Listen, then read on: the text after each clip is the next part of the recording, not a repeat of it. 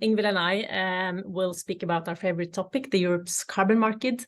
Here at Vate, we are covering, we're providing market and fundamental data and analytics for carbon markets and renewable markets. For carbon, we are covering the major ETSs around the world, but today it will be all about Europe and the European carbon market. So we have just launched a new 2030 price forecast, and we look forward to share our findings with you here today. For just a bit of housekeeping, if you have any questions, please post them in the Q&A on your screen, and we will try to answer it as we go. We'll not have a separate Q&A session towards the end, but we'll make sure that you get the answer to your questions.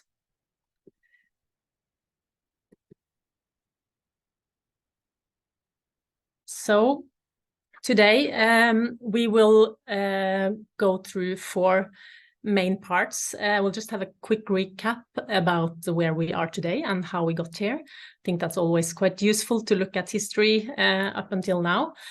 The main focus is about the future. So Ingvild will take you through the dynamics of the carbon market in the next couple of years as we see it, and then for the rest of the decade. So our 2030 emission forecast, market balance and price forecast with the interaction with the Market Stability Reserve and Repower EU and other topics. Then I will, towards the end, look a bit into the crystal balls toward 2040. Let's have a look at this. Let's have a look backwards first. I mean, this is maybe well known to a lot of you, but I think it's quite useful still to see where we have where we all started and what has happened over the past 5 years. So, like any other market, the European carbon market is. The ETSs are all about supply and demand. Supply is fixed upfront, demand is fluctuating, its emissions, and this is what brought us to very, very low carbon prices over the past decade. We had a situation of a massive oversupply due to the financial crisis, due to a quite generous inflow of international credits coming into the market. So we were kind of stuck in a situation where prices were hovering below 2 digits for most of the last decade, and with intense policy discussion going on how to fix this market, to make it the key policy tool to reach Europe's climate ambition. In 2015, that culminated in the agreement to set up a stability reserve, market stability reserve, which would tackle the historical surplus and also ensure that you wouldn't get into this kind of, or would tackle these kind of demand shocks that we had previously with the financial crisis. Around the year before that reserve or that mechanism entered into force in 1st of January 2019, prices started to react to the anticipation of curbed supply going forward. Then also with the new European Commission and the agreement of stepping up the climate ambition, that further supported prices, and we had that journey that we saw since the past 5 years, where you basically have had prices going from 9 to 90 euros over those 5 years, and annual average prices increasing by each year. So of course it's not all about I mean policy is the key fundamental in this market. Of course it was fueled by huge energy crisis, massive increase in gas prices, but none of this would have happened, I think it's safe to say, without the policy fixes that we've had on the supply side with the Market Stability Reserve and the confidence that the agreement on the higher climate ambition gave to the market of kind of shrinking supply going forward. So that's history. This is also a bit of history, trying to put the the agreement that we had this spring on Fit for 55 into the bigger context. So this spring, the Fit for 55 package, I mean, there is still parts of it that's not finalized, but everything that has to do with the EU ETS is now a done deal after 2 years of negotiations and discussions in the European institutions. So what we are now waiting for is the implementation or the entry into force of it has entered into force, but the implementation of this starting on 1st of January 2024. In like painting with a very broad brush, it made the ETS deeper and broader, deeper in the sense that it will accelerate the speed of the cap reduction towards 2030 with a stepped up linear reduction factor. We also have one-off reductions of the cap twice over the next few years.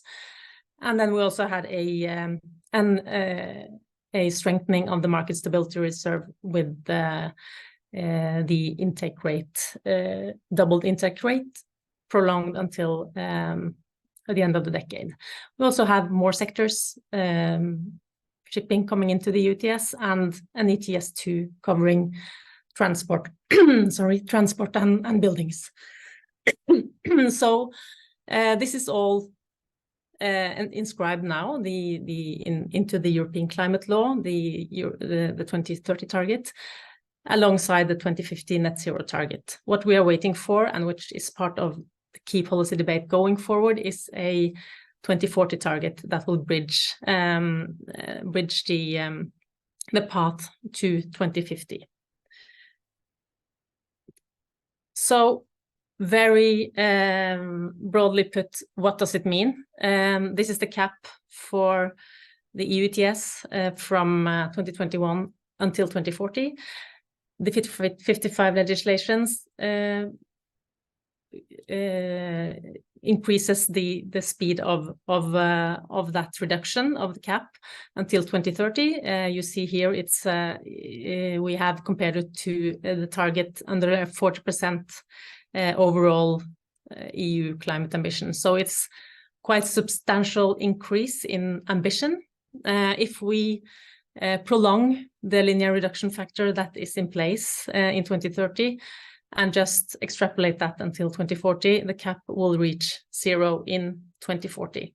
Of course, this is not been decided yet. This is, but the legislation is by default, it doesn't have an end date, and you will of course have these discussions on the 2040 target in the upcoming policy debate. But this is what it looks like if you take the Fit for 55 legislation into account. So quite a big change compared to what we had before. Now I'll leave over to Ingvild to talk about what this all means in the next few years and also until 2030. Sliding in from the side here. Hi, everyone. So 2023, where are we? I mean, we have seen a year with quite a lot of headwinds, I would say. Quite a bearish year when you look at just purely fundamentals. And if you look at like 2023 in a very isolated sense. But still, we see that prices have averaged 88 euros. I mean, now it's flirting with the 80 levels, but so far it hasn't been kind of crashing below. I mean, we are looking at a year where we see kind of quite big decrease in emissions, especially in the power sector. Last year, we saw kind of a small kind of with the energy crisis, and then we came out of winter with quite kind of solid gas storages, quite a lot of gas inflow. So, of course, throughout the year, we have seen a lot of fuel switching taking place. So then gas has been running instead of coal. We also see kind of a big drop in power sector demand. So, of course, kind of power sector emissions, we estimate to drop 21% year on year from from 2022, where we saw kind of a small increase in power sector emissions. Then last year, we saw that industry emissions were hit, or industry sectors were hit hard by the energy crisis. And we don't expect any kind of recovery, big recovery this year, even if energy prices have come down. It's still kind of a struggle for industry. So both kind of overall emissions in the ETS, we see kind of quite bearish for 2023. In addition to that, we see the first three, or we have seen the first three Power EU volumes that has been added to the auction calendar. That's kind of the first chunk of the extra sale of allowances that will fund the EU's plan to switch from Russian fossil fuel dependency. So of course, these extra allowances coming to the auctions is kind of adding to this bearish kind of environment that we have seen this year. In May, we saw that after compliance season, that the European Commission was publishing the total number of allowances in circulation, so the official oversupply number. And that, I mean, that's maybe kind of a supportive thing, that it show kind of the largest decline in drop in the accumulated oversupply since the start. But that also means that the market stability reserve is soaking up fewer surplus allowances from the daily auctions. So then on this side of summer, we've seen the daily EUA auctions kind of a big, or kind of an increase in the auction volumes than on this side of summer. Yes. And then but I guess, I mean, I think kind of it's, when just looking at 2023, it's been kind of a bit surprising that I would say that prices have held up anyway, despite all these bearish fundamentals. But maybe that's because kind of in 2024, it's when the future begins. I mean, Hæge mentioned it, it's the implementation of the Fit for 55. So the Fit for 55 actually starts. We will have the first, I called it two off, since it's going to be cap adjusted twice. But we are seeing the first two of cap rebasing happening already next year. So the cap will be reduced by 90 million tons. We see an increase in the linear reduction factor. And for those that don't know what the linear reduction factor is, that is kind of how much the cap is reduced per year. So we're going from that the cap is reduced now in 2023, 22 and 21. That was kind of each year it was reduced by 43 million tons. From next year, it will be kind of a decrease of 84 million tons per year. And that is kind of to get kind of the slope of the cap, so it will actually match what is required for the 2030 target. So that's kind of on the bullish side. And then MSR is also there. I mean, we're talking about this year of bearish fundamentals where we see lower power sector emissions, quite low industry emissions still. But MSR is soaking up some of these effect of lower emissions in 2023. So that's also kind of on the supportive side. I said kind of return of coal ? For most of this year, this is showing the CO2 switching price for 40% efficient coal to 50% efficient gas. So that's showing the forward curve and the CO2 switching price, which is like the green or the darkest line. It's kind of seen the similar picture that when we kind of came out of winter, when gas prices were dropping, it was kind of full fuel switching. So we see fuel switching when the dark line is below the EUA price.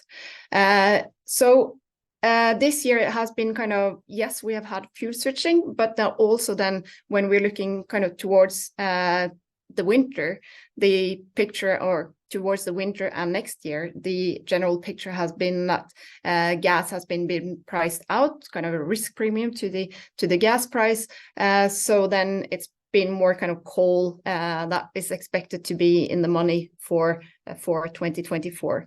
The last movements we've seen kind of the gas price have come down also for the more kind of longer dated contracts or towards next year. But we also see now that in Q1 or kind of the winter this year and for the winter next year with Q4 and Q1, we see still kind of that coal is priced in and gas is priced out of the power mix.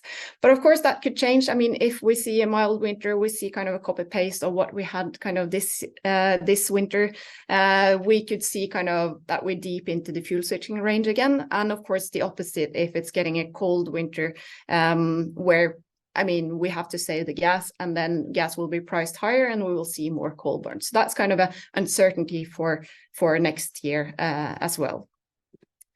Then on the other side, we have the,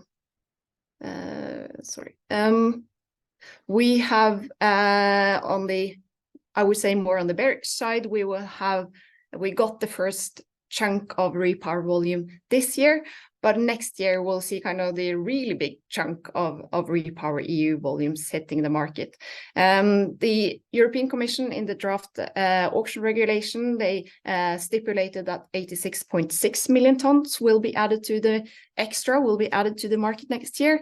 We'll kind of focus a bit more on that in my next slide. Of course, kind of shipping sector is included from next year. But it's only, I mean, we will see a full maritime cap expansion, but they are only required to see kind of a 40% coverage of their emissions. So that's kind of a bit of a mismatch when the shipping sector is included next year. So this cap expansion will be like full next year, but it will kind of be then adjusted in the latter years. So that's kind of more even out a bit of these, like some of these bullish factors on the left-hand side. We also kind of estimate that the market stability reserve is entering the buffer zone, but I'll kind of go more into detail on the market stability reserve. But overall, we see kind of a slightly tilt towards the bullish side of things. Especially kind of the Fit for 55 starts and also kind of the continuation of the Fit for 55 start. We think it's kind of outweighing some of the more kind of bearish effects on the for 2024. I try to take this a bit quick, but we know with the repower EU volume, we know that it's a large chunk of volumes that will hit the market, but it's still kind of the uncertainty of the size. We know that it's a monetary target for the sale of allowances for funding part of the Repower EU plan. It's the sale of EUAs should generate 20 billion euros. Of course, we don't know when these 20 billion euros will be met. So then it's also kind of this uncertainty on volumes. From these auction regulation or draft auction regulation, the European Commission stipulated 86.6 million EUAs to be coming to the market in 24 and 25. But that is kind of also dependent on the auction price and the history of the auction price. With the 86.6, we see that kind of is estimating a carbon price of 75 euros. If we look at the auction price from the repower volume has been started, it's roughly kind of 85 euros. So that means, I mean, we are looking at big volumes, but that might be adjusted lower if you take into account the actual auction price. So for instance, then if we assume kind of an 85 euro scenario instead of the 75 euro scenario as the European Commission has used when they're stipulating their volumes, we see that the total volumes will be reduced by 31.3 million compared to kind of the compared member state, the European Commission has put into their projections. And of course, that could also be lower again if the price is increasing more than 85. It will be kind of used on a rolling or kind of a 6-month period from the auction price, but it's still kind of uncertainty, and this will still be an uncertainty for the next few years ahead. We focus a bit further before we should arrive at our price forecast. Emissions, what's happening? What do we expect will happen to emissions? A lot of the abatement that has happened in the EU ETS the reduction has come from the power sector, and we expect kind of a rapid decarbonization still to continue. It's kind of national coal phase out plans. We have renewable build out that is going to be speeding up by the Repower EU, and also on top of that with a high carbon price that will kind of also lower emissions. But when we're kind of getting into or out in the decade, when we see kind of this rapid decarbonization of the power sector, we're also running out of abatement options in the power sector. It's not that much coal to switch from anymore, so you don't have these you minimize the amount that you can switch from coal to gas or from gas to biogas in this kind of the dynamic that we have seen kind of over the past. So of course, kind of we see a big drop in power sector emissions, but we also kind of industry sector, we kind of will be the focus point. We're going from a more kind of power-centric ETS to a more industry-centric ETS. And that's where kind of the decarbonization efforts needs to happen. And then, of course, kind of the aviation and the shipping sector is rather kind of small sector at the moment.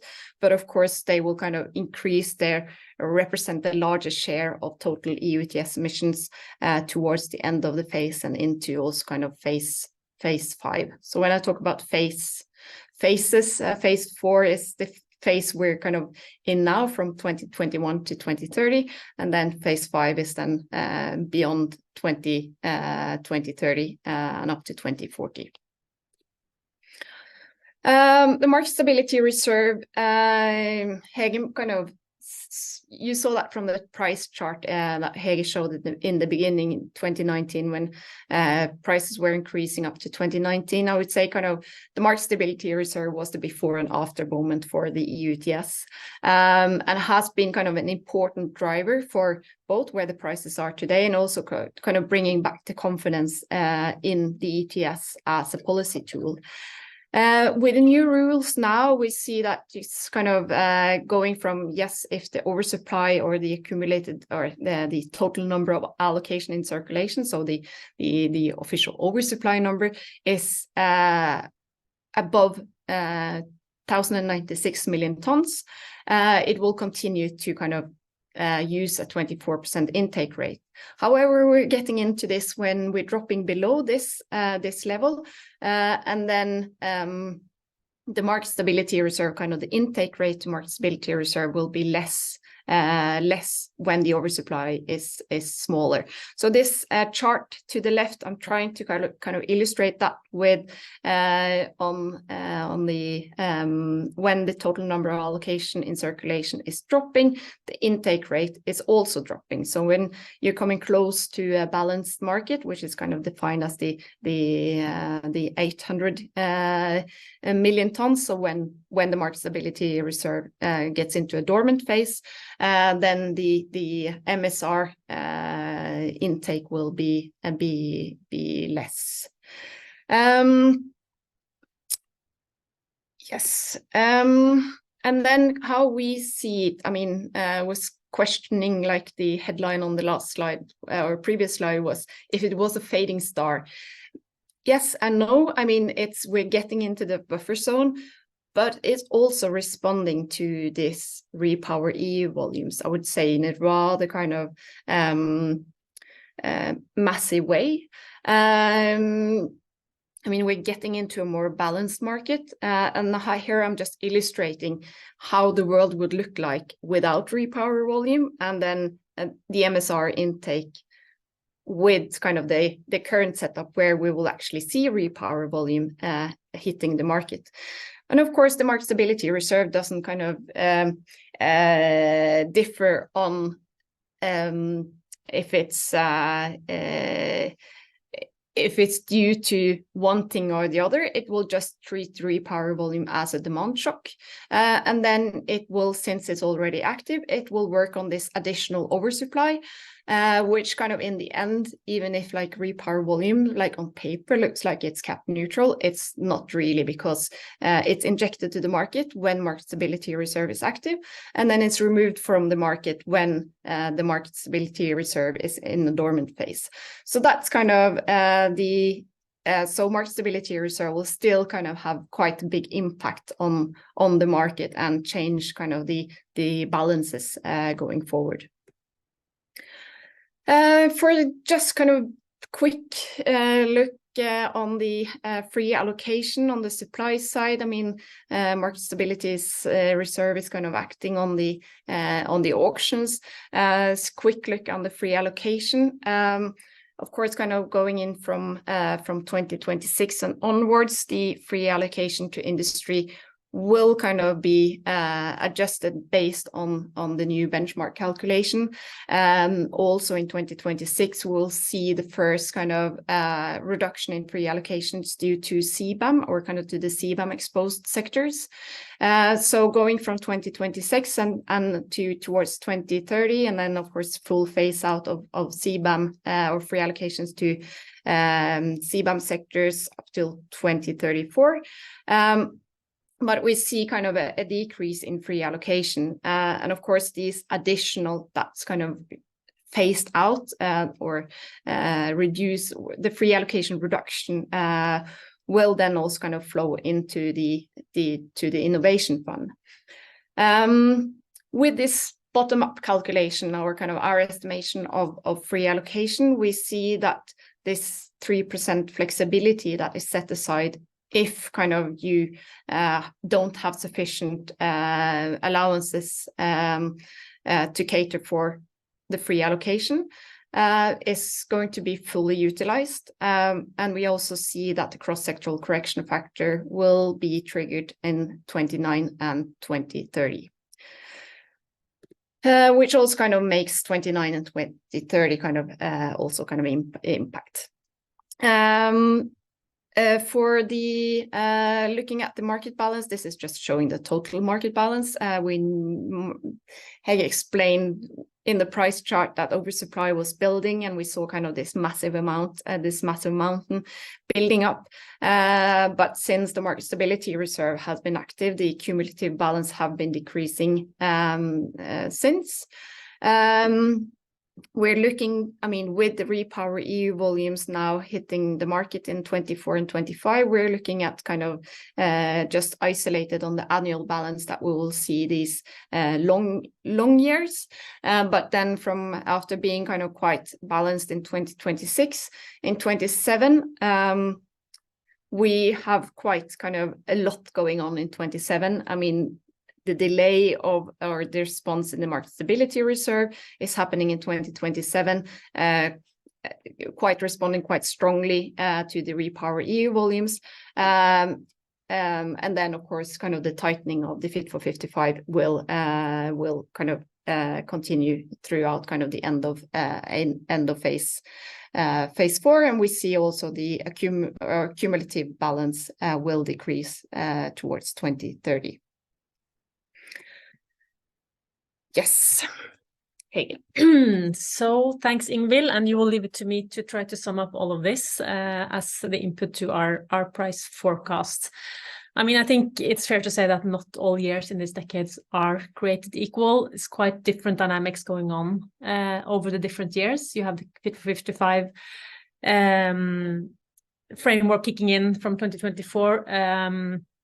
And 25, and that the repower EU volumes adding, doing the opposite, adding allowances to the market. So there's kind of quite some dynamics going on there with the MSR.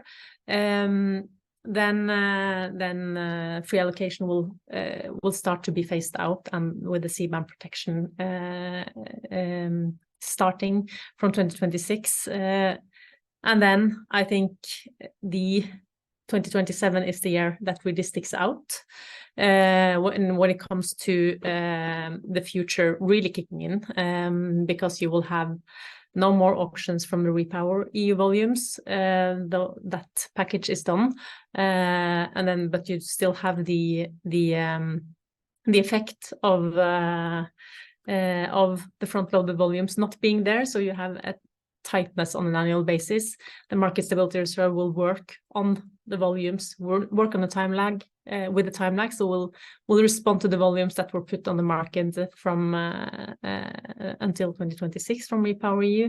So you'll have a large yearly deficit, and also the further reduction of reallocation that will continue from 2026 onwards. I think further out, this is kind of the real turning point, which you will also see in our price forecast in a minute. If not before, it is really all about industry decarbonization and abatement in the industry sectors. And you'll have the kind of future, shadow of the future kicking in with 2028-ish. You will have the new framework for the ETS post-2030 finalized or close to finalized. I will come back to that in a second as well. So these are kind of the key elements that we see that is underpinning our price forecast, which is going from an annual average today, or in 2023 year to date of 88 euros per ton to 157 euros per ton in 2030 in our base case nominal values. So this is kind of summarizing this.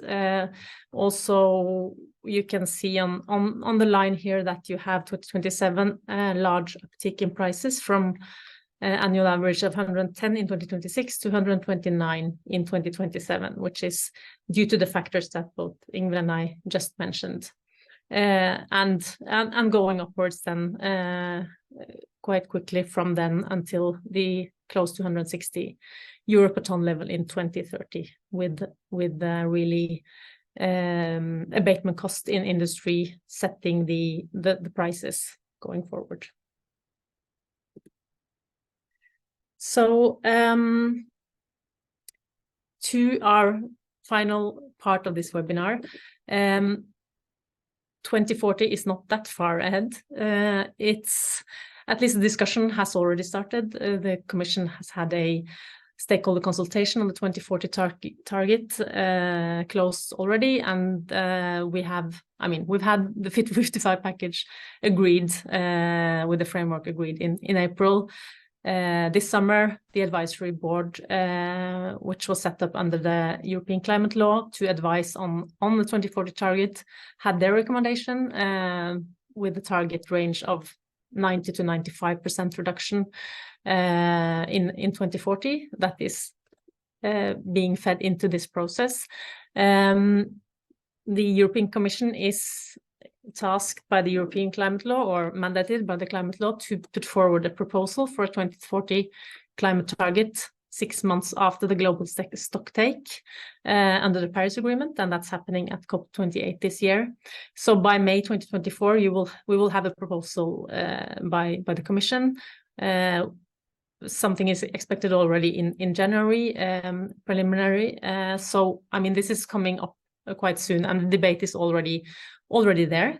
After the adoption of a 2040 target, the review in light of that target of the ETS directive is also foreseen in the current Fit for 55 legislation. So that will happen with a proposal from the European Commission in summer 2026. So, I mean, and there's also an MSR review coming up, and there is quite a lot of things happening in light of the future beyond 2030. So, but we can say quite a few things already. This is, again, the cap the cap development if you assume the linear reduction factor that has been agreed in the Fit for 55 package, which means that there will be no more allowances allocated in the ETS system beyond 2039. And we know for a fact, well, we'll know at least two things. I mean, even though that might change a bit in the 2040 legislation with the ETS revised to accommodate a 2040 target, I think it's fair to say that, I mean, all sectors in the economy will have to reduce towards net zero 2050 target, and there is limited flexibility to give much additional room for emissions in the ETS sector. So even if the cap doesn't go to zero in 2040, it will be around that year. Also, we have had the MSR, his oversupply from the past, as a cushion against tightness in the future, and the MSR will, when it's below, when the market balance falls below 400 million tons, it will start to release allowances. It's been taking in allowances until now for obvious reasons, but this release of allowances will happen when the market turns short, but with the cancellation provision which came into force this year, it was implemented firstly this year in May this year. Allowances were invalidated from the MSR because the MSR now has a provision that can hold a maximum amount of 400 million tons of allowances. So this means that the reserve will be emptied around mid next decade, so no more rescue from the MSR in a market that gets tighter and tighter.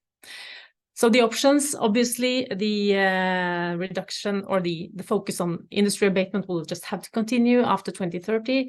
We'll have to see massive abatement in those sectors.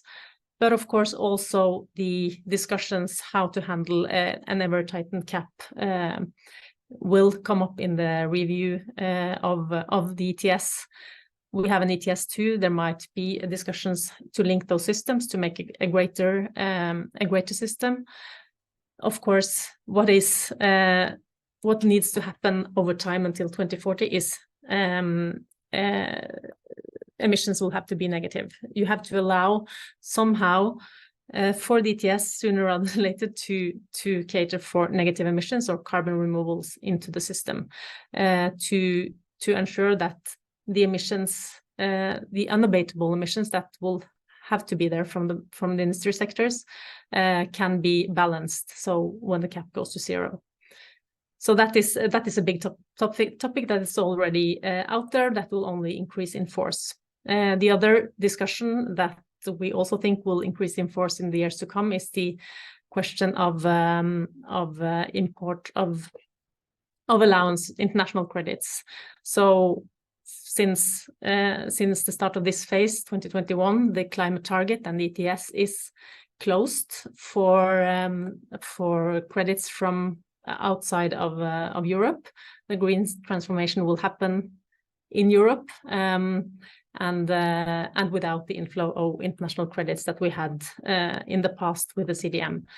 I mean, this discussion will likely resurface, and I think with the Article 6 of the Paris Agreement, this is something that we'll have to be factored in some way or another. Whether it will happen is of course an open question, but there is some important discussions to be had in the future. So trying to sum up all of this, I think we have been seeing, if we take the big picture, we have been seeing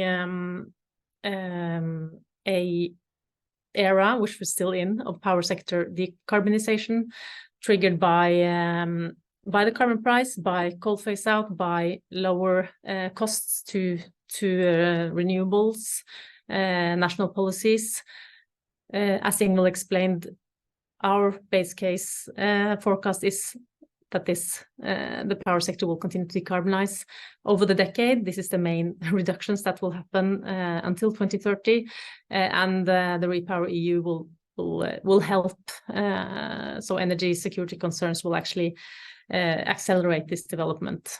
But with the Fit for 55 starting to bite, we need to see massive reduction in industry emissions in order for the cap to be respected. So I think, as Ursula von der Leyen said in her State of the Union speech, the Green Deal is now all about industry policy, and carbon prices, as we showed, will reflect abatement costs in industry sectors going forward, up till close to 160 euros per ton in our base case. I think one thing we haven't really talked about is the ETS as a financing instrument. I think it's going to be a real stress test for the ETS going further, or especially towards the end of this decade, with industry really having to, we really have to see big reductions in industry sector emissions, and with free allocation being phased out, although with the carbon leakage protection of the CBAM instead. But it is going to be tough, and I think the role of the ETS as a financing instrument is going to be ever more important. Of course, with the carbon prices we've seen over the past years, and we see this discussion as super important for the ETS, and also as a support for the instrument as such going forward, that you have huge amounts of euros flowing into both EU funds, but also to member state coffers. And an important change with Fit for 55 is also that member states are now mandated to use all their income from EU ETS sales or EUA sales towards climate-related purposes. Then next phase, which is we're slowly moving into, is the phase of negative emissions, the phase of removals. So it's both with a cap going to zero around 2040. The issue quickly becomes how to tackle the residual emissions from industry sectors. So the EU ETS will have to cater for that in one way or another, because the EU ETS needs it, and the other way around, the carbon removal industry needs the predictability also of compliance markets to scale. So with that, I think we have come to an end of our webinar. We have overdone it by 5 minutes. I hope you are still with us. And thank you for joining us today. Please get back to us if you have any questions. Our email addresses are there. Thank you so much, and have an excellent day. Thank you.